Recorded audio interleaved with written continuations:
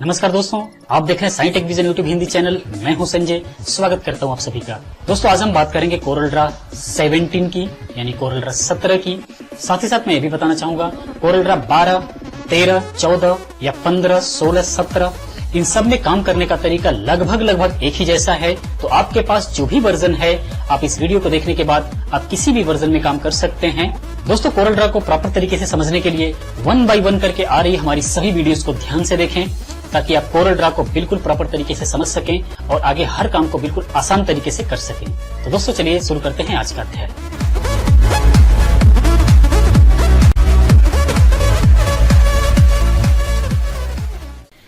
तो दोस्तों जैसे कि चल रहा है हमारा कोरल ड्रा 7 और इस अध्याय में हम लोग सीखेंगे शेप टूल के फ्लाई आउट में मौजूद ये 4 टूल के बारे में। Attract tool, ripple tool, smug tool और रफ हैंड टूल के बारे में। इन टूल को प्रॉपर तरीके से समझने के लिए हम पहले रेक्टेंगल टूल से एक रेक्टेंगल ड्रॉ करेंगे और इसको हम किसी कलर से फिल करेंगे। उसके बाद हम इस पर प्रॉपर तरीके से इन टूल को समझेंगे। इसमें जो हम सबसे पहले जिस टूल के बारे में हम जानेंगे उसका नाम है अट्रैक्ट टूल। और इससे पहले के जो टूल है इनके बारे में आप लोग पिछले अध्याय में जान चुके हैं और इस अध्याय में हम जानेंगे अट्रैक्ट टूल के बारे में। अट्रैक्ट टूल जैसे ही आप सेलेक्ट करते हैं इस तरीके से, तो इसके प्रॉपर्टी से आप यहां पर इसका साइज कम ज्यादा कर सकते हैं। एक टाइमिंग के अकॉर्डिंग काम करता है। जैसे मान लीजिए हम यहां से अगर ड्रैग करते हुए हम नीचे की तरफ जाएंगे तो इस प्रकार से शेप बनेगा, लेकिन इसके अंदर ये टाइमिंग पर ये डिपेंड करता है। जैसे मान लीजिए इसी शेप को बनाने के लिए अगर हम धीरे धीरे ड्रैग करते हुए हम नीचे की तरफ जाते हैं तो देखिए ये बिल्कुल लंबी दूरी तक हमारा तय करेगा इस तरीके से। लेकिन अगर इसी को हम बहुत ही कम समय में जल्दी खींच देते हैं तो ये देखिए हमने बहुत ही और जल्दी खींच दिया तो इतना ही बनेगा। हम इस टाइमिंग को यहां से कम ज्यादा भी कर सकते हैं। जैसे मान लीजिए यहां पर 50 है, हमने कम कर दिया, तो अब यहां से हमें और देर तक अगर लंबी खींचनी तो और धीरे धीरे ड्रैग करना होगा इस तरीके से। और अगर हमने थोड़ा भी जल्दी किया तो ये बहुत ही ऊपर रह जाएगा।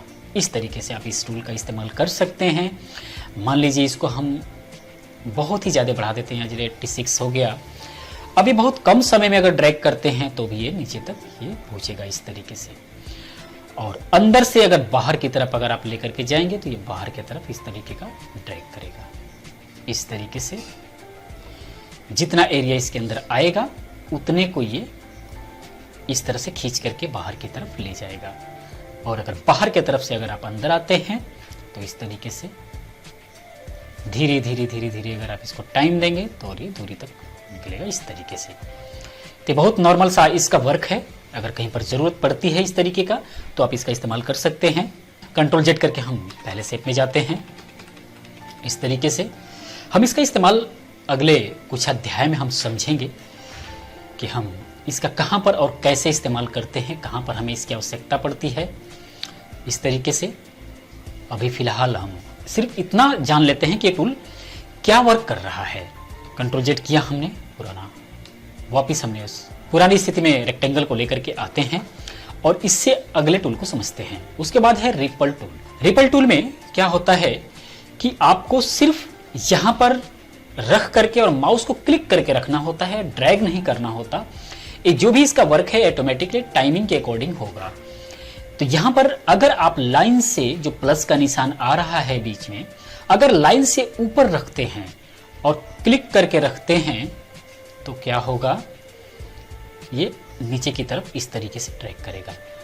अगर लाइन के अंदर की तरफ अगर रखते हैं तो ये चीज फिर ऊपर की तरफ इस तरह से ट्रैक करेगा। और इस तरफ फिर ऊपर की तरफ रखते हैं तो ये नीचे की तरफ करेगा। और फिर आगे नीचे की तरफ रखते हैं तो ये ऊपर की तरफ करेगा। इस तरीके से आप कहीं पर ड्राइंग की जरूरत पड़ रही तो आप इस तरीके से कर सकते हैं।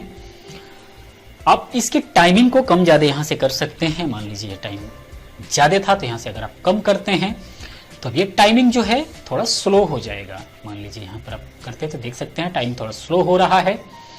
अब यहां से अंदर की तरफ से कर रहे हैं तो टाइमिंग स्लो हो रही है। आप यहाँ से इसके साइज को बढ़ा घटा सकते हैं। इस तरीके से आप देख सकते हैं बड़ा हो गया। अगर आपको बड़ा बनाना है तो आप यहाँ से बड़ा बना सकते हैं। इस तरीके से टाइमिंग को भी मैनेज कर सकते हैं। आप यहाँ से अंदर की तरफ से लेते हैं तो बाहर की तरफ ही फैलेगा। इस तरीके से आप इस तरह की कहीं पर भी अगर ड्राइंग की जरूरत पड़ती है तो आप इस टूल का इस्तेमाल कर सकते हैं। बहुत ही प्यारा टूल है, क्योंकि इसी वर्क को करने के लिए आपको कई सारे नोट्स बनाने पड़ेंगे, कर्व करने पड़ेंगे, तो जाकर के आप ये काम कर पाएंगे। इसी वर्क के लिए ये टूल बहुत ही हमारे काम को आसान बना देता है। हम कंट्रोल जेड करते हैं वापस पुरानी कंडीशन में और अगले टूल को समझते हैं। इसका अगला टूल है स्मग टूल।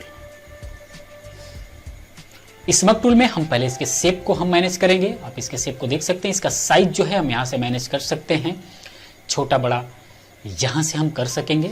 आप देख सकते हैं छोटा हो गया है। उसके बाद हम इस पर आते हैं। ये जो है पेन टिल्ट है। इसमें जब आप इसको बढ़ाएंगे तो जो पेन है ये और राउंड होगा। 100% 100 कर देंगे तो ये पूरा का पूरा ये राउंड हो जाएगा, 100% राउंड हो जाएगा, एक सर्किल में आ जाएगा। इसको कम करेंगे तो इस तरीके का अंडाकार ये बनता हुआ चला जाएगा। बहुत ही कम कर देंगे तो और ये कम हो जाएगा इस तरीके से। और ये जो है पेन बियरिंग, ये जो है इसके एंगल को घुमाएगा। जैसे मान लीजिए अभी आप ये देख सकते हैं थोड़ा सा एंगल घुमा हुआ है। अगर आप इसको बढ़ाते हैं तो ये इसको इस तरीके से और एंगल को मूव करेगा। और इसको कम करते हैं, अगर आप इसको 0 कर देते हैं तो बिल्कुल ये सीधा हो जाएगा। इस तरीके से आप देख सकते हैं। और इस तरह करने के बाद आप ये पेन का जो है आपने तरीका देखा। अब इसको थोड़ा सा हम छोटा कर लेते हैं और इस पर समझने की कोशिश करते हैं। आप इस तरीके से बिल्कुल बाहर से अंदर की तरफ लेकर के जाएंगे इस तरीके से, तो ये बिल्कुल इस तरह ऑब्जेक्ट बनेगा। आप इसको थोड़ा सा राउंड करना चाहते हैं तो इसको थोड़ा सा और राउंड कर सकते हैं और अंदर से बाहर की तरफ लेकर के आएंगे तो इस तरीके का ड्राइंग बनेगा। तो इस टाइप की हमें कई जगह ज़रूरत पड़ती है, तो आप इस टूल का इस्तेमाल कर सकते हैं इस तरीके का। और बाहर से अंदर की तरफ आएंगे तो इस तरह कटेगा। आप इस तरीके से इसको यूज़ कर सकते हैं। कहीं पर भी ज़रूरत पड़ती है तो आप इस तरीके से इसका इस्तेमाल कर पाएंगे। उसके बाद है इस फ्लाई आउट का last tool, rough and tool. Rough and tool बहुत ही ज़्यादा यूज़ होता है ये। आप यहाँ से इसकी प्रॉपर्टी से इसको आप बढ़ा सकते हैं। मान लीजिए इतना बड़ा हो गया, हमें इतना बड़ा नहीं चाहिए। मान लीजिए हम इसको 0.5 करते हैं। और उसके बाद इसकी अगली प्रॉपर्टी में आप देख सकते हैं यहाँ पर 1 है। तो आप यहाँ पर इसके नीचे वाले लाइन को बिल्कुल लाइन पर रखते हुए हम जब इस पर क्लिक करेंगे इस तरीके से बिल्कुल लाइन पर रख करके, तो एक ऊपर की तरफ टीथ बनेगी, एक नीचे की तरफ टीथ बनेगी इस तरीके से। अगर हम इसको 2, 3 या 4 कर देते हैं और उसके बाद ये लाइन पर रख करके हम क्लिक करते हैं तो आप देख सकते हैं 4 ऊपर की तरफ बना, 4 नीचे की तरफ बना। इस तरह से टीथ बनता चला जाएगा।